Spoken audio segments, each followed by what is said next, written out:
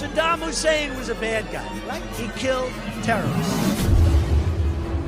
আপনারা কি জানেন মাজগুন নামের একটি ইরাকি দেশের প্রতি ভালোবাসায় ইরাকের রাষ্ট্রপতি সাদ্দাম হোসেনকে আমেরিকার জালে পড়তে বাধ্য করা হয়েছিল। এমন একটা সময় ছিল যখন 32 সপ্তাহ পর্যন্ত মার্কিন সেনাবাহিনী তন্ন তন্ন করে খোঁজার পরেও ইরাকের তৎকালীন রাষ্ট্রপতি সাদ্দাম হোসেনের কোনো সন্ধান পাচ্ছিল না। মার্কিন সেনাবাহিনীর পাশাপাশি মার্কিন সেনাবাহিনীর special force, CIA, defence intelligence, national security agency এবং FBI একজোট হয়ে এই মিশনে কাজ করেছিল। মাত্র একজন মানুষকে খোঁজার জন্য দিন রাত এক করে এতগুলো মানুষ তল্লাশি চালাচ্ছিল। কেন আমেরিকা সাদ্দাম হোসেনকে খুঁজতে তৎপর হয়ে উঠেছিল? অনেক খোঁজাখুঁজির পরেও শেষমেশ কিভাবে মার্কিন সেনারা সাদ্দাম হোসেনকে মাটির 6 ফুট গভীরে থাকা একটি গোপন সুড়ঙ্গের ভিতর থেকে খুঁজে বার করেছিল। হ্যাঁ বন্ধু, আমি রাজু। আজ আলোচনা করব যে তৎকালীন ইরাকের প্রেসিডেন্ট সাদ্দাম হোসেনকে আমেরিকার রাষ্ট্রপতি জর্জ বুশ কোন ষড়যন্ত্রে ফাঁসকিছিল এবং তাকে কিভাবে খুঁজে বের করা সম্ভব হয়েছিল। তো সেই সম্বন্ধে আজকে বিস্তারিত আলোচনা করব। তো আপনারা অবশ্যই ভিডিওটি প্রথম থেকে শেষ পর্যন্ত ভিডিওটি স্কিপ না করে দেখবেন। আজকে ভিডিওটি একটি খুবই ইনফরমেটিভ ভিডিও হতে চলেছে। আজকে অনেক অজানা তথ্য আপনাদের সামনে শেয়ার করব। তো আপনারা অবশ্যই ভিডিওটি শেষ পর্যন্ত দেখতে থাকুন। চলুন আজকে ভিডিও শুরু করি। এই কাহিনীটা শুরু হয়েছিল আমেরিকার বুকে ভয়াবহ 9/11 জঙ্গি হামলার পর, যখন আল কায়দা নিউ ইয়র্ক এবং ওয়াশিংটন ডিসিতে হামলা চালিয়েছিল। এই ঘটনার পর গোটা বিশ্ব আমেরিকার রুদ্ররূপ দেখেছিল। আর সেই সময় আমেরিকার রাষ্ট্রপতি জর্জ বুশ সিদ্ধান্ত নিয়েছিলেন যে যারা টেররিজমকে সাপোর্ট করবে তাদের টার্গেট করা হবে। সাদ্দাম হোসেন, যিনি সেই সময় ইরাকের স্বৈরাচারী শাসক ছিলেন, তিনি সরাসরি 9/11 ঘটনার সঙ্গে যুক্ত ছিলেন না ঠিকই, কিন্তু আমেরিকা মনে হয়েছিল যে সাদ্দাম হোসেন এই ঘটনার সঙ্গে পরোক্ষভাবে যুক্ত আছেন, পরোক্ষভাবে টেররিস্ট গ্রুপকে সাপোর্ট করছেন। যদিও ইরাকের উপর সরাসরি হামলা করার জন্য এই অভিযোগটা যথেষ্ট ছিল না, তবে এটা নিশ্চিত ছিল যে আমেরিকা ইরাকের সাদ্দাম হোসেনের শাসন শেষ করতে চেয়েছিল। 24 বছর ধরে ইরাকের রাষ্ট্রপতি পদে আছেন সাদ্দাম হোসেনকে ক্ষমতাচ্যুত করার জন্য এবং সেখানে হামলা করার জন্য আমেরিকার কোনো শক্তিশালী অভিযানের প্রয়োজন ছিল। আর যে কারণে আমেরিকা অভিযোগ তোলে যে সাদ্দাম হোসেন ইরাকে পারমাণবিক অস্ত্র লুকিয়ে রেখেছে। এই অভিযোগের উপর ভিত্তি করে 2003 সালে মার্চ মাসে আমেরিকা ইরাকের ওপর হামলা চালায়। এই হামলা ইউকে, অস্ট্রিয়া এবং পোল্যান্ডের সেনাবাহিনী আমেরিকাকে সঙ্গ দিয়েছিল এবং লড়াই করতে করতে মাত্র 3 সপ্তাহে ইরাকের রাজধানী বাগদাদে পৌঁছে যান। এবং মার্কিন সেনাবাহিনী যখন বাগদাদে গিয়ে পৌঁছায় তখন সাদ্দাম হোসেনকে কোথাও খুঁজে পাওয়া যায়নি। মার্কিন সেনাবাহিনী বাগদাদে নিজের আধিপত্য বিস্তার করে সেখানকার বিখ্যাত ফেরদৌস স্কয়ারে সাদ্দাম হোসেনের স্ট্যাচু ভেঙে ফেলে। বিজয় উল্লাসে মেতে ওঠে। সাদ্দাম হোসেনের স্ট্যাচু ভেঙে ফেললেও বাস্তবে সাদ্দাম হোসেনকে খুঁজে বার করা, তাকে হারিয়ে দেওয়া একেবারেই সহজ ছিল না।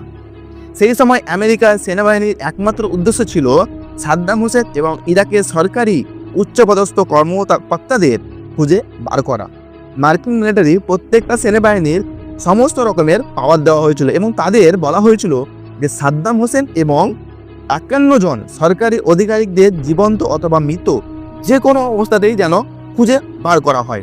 যদিও 51 জনের তালিকায় মোট 52 জন সরকারি আধিকারিকদের নাম ছিল, আর তাদের প্রত্যেকের চেহারা যাতে সবার নখদর্পণে চলে আসে সেই জন্য তারা তাসের পাতায় তাদের প্রত্যেকের ছবি প্রিন্ট করা হয়েছিল।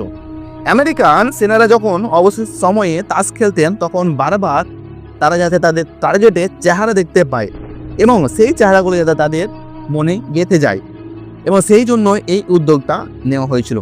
পরবর্তী কয়েক মাসে মার্কিন সেনাবাহিনী ইরাকের প্রত্যেকটা প্রান্তে তাদের টার্গেটদের খোঁজ চালায়। তাদের আত্মীয় স্বজনদের জিজ্ঞাসাবাদ করা হয়, বিভিন্ন দোকান, কলেজ, মসজিদ সমস্ত জায়গায় তাদের খোঁজ জানানো হয় এবং তারা শুধু এটাই জানাতো যে সাদ্দাম হোসেন ইরাকে আছে, কিন্তু ইরাকের কোথায় আছে, কোন জায়গায় আছে সেটা কেউ জানতো না। কয়েক মাস ধরে এইভাবে তাদের খোঁজ চলতে থাকে, কিন্তু সাদ্দাম হোসেন এবং তার 2 ছেলেকে কিছুতেই খুঁজে বার করা যাচ্ছিল না। তারপর আমেরিকার পক্ষ থেকে একটা ঘোষণা করা হয়, যদি কেউ সাদ্দাম হোসেন এবং তার ছেলেদের সম্পর্কে খোঁজ দিতে পারে তাহলে তাদের $55 মিলিয়ন পুরস্কার দেওয়া হবে, এবং সাদ্দাম হোসেনের খোঁজ দিতে পারলে $25 মিলিয়ন এবং তার 2 ছেলের খোঁজ দিতে পারলে 15 করে $30 পুরস্কারিত করা হবে। সেই সময় ইরাকের বহু মানুষ সাদ্দাম হোসেনের বিরুদ্ধে সতর্ক হয়েছিল।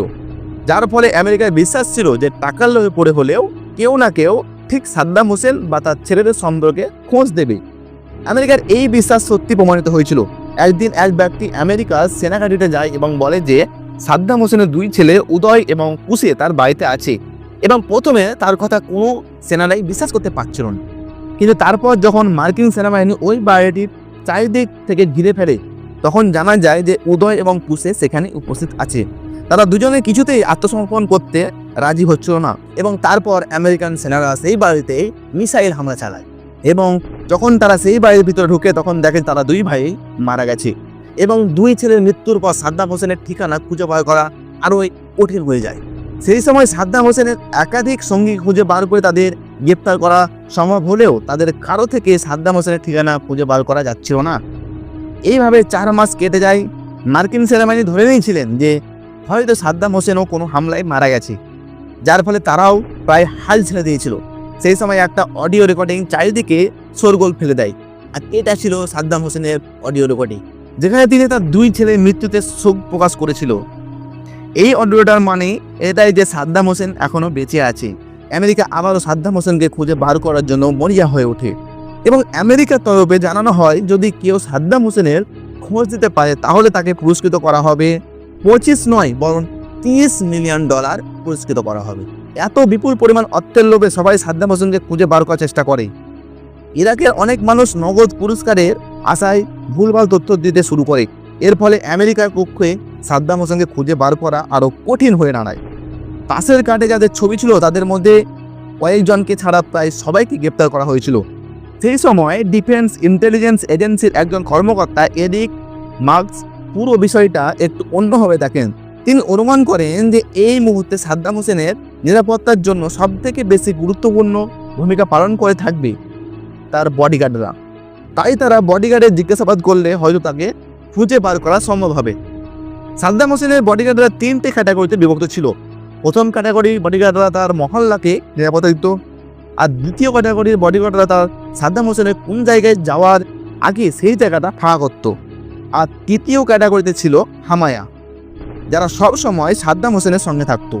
এরিক মার্কস এই বডিগার্ডের খুঁজে বার করার জন্য সাদ্দাম হোসেনের হোমটাউন টিকিটে যাওয়ার সিদ্ধান্ত নেন। সেখানে তিনি সাদ্দাম হোসেনের সম্পর্কে বিভিন্ন তথ্য জোগাড় করেন। সাদ্দাম হোসেনের অনেক পুরনো এক চাকরের সঙ্গে কথা বলে তিনি জানতে পারেন যে সাদ্দাম হোসেনের মাজগুপ নামের একটি খাবার ভীষণ পছন্দ করতেন, আর যেটা ইরাকে পাওয়া এক ধরনের মাছ দিয়ে তৈরি করা হয়।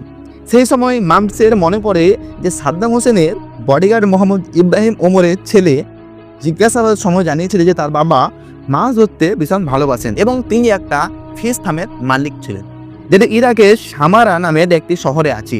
মার্কস যখন সেই ফিশ ফার্মে পৌঁছায় তখন সেখানে মোহাম্মদ ইব্রাহিম ওমরকে দেখতে না পেলেও 2 জন জেলেকে দেখতে পান। তাদের সঙ্গে মোহাম্মদ ইব্রাহিম ওমরের প্রত্যক্ষ যোগাযোগ ছিল না ঠিকই, কিন্তু সেই জেলেদের মধ্যে একজন তার এক কাকার উল্লেখ করেন এবং জানায় যে তার বাড়ি বাগদাদে।